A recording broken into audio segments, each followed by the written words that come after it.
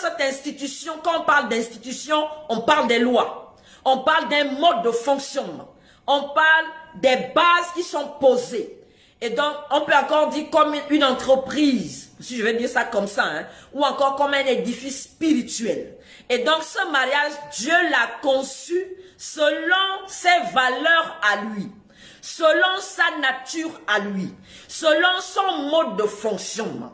Je reprends, le mariage que Dieu a institué à la genèse des choses et qui est la base et la source de l'humanité, la source à partir de laquelle l'humanité est sortie, c'est une alliance qui est régulée par des lois.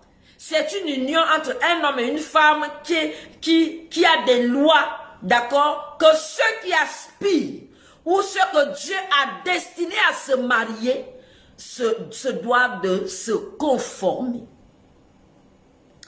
Donc, ceux qui veulent vivre le mariage divin, d'accord, je rappelle que le mariage qui est le mariage du chrétien doit être inspiré du mariage de l'Éden.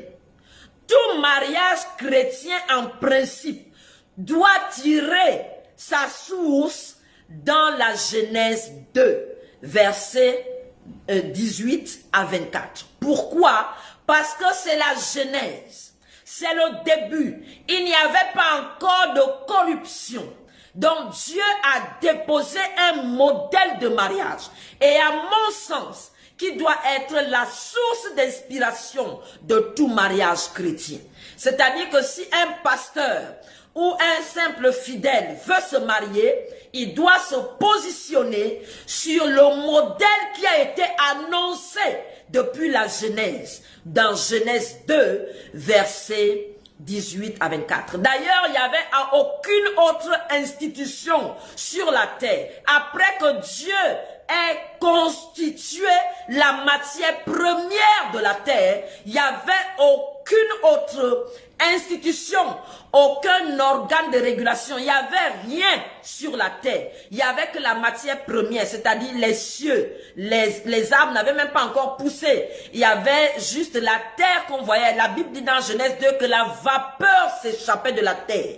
Il n'avait pas encore plu. Il n'y avait pas encore de vie comme ça sur la terre. Mais Dieu avait déjà conçu le concept du mariage. Dieu avait déjà initié l'alliance du mariage. D'accord?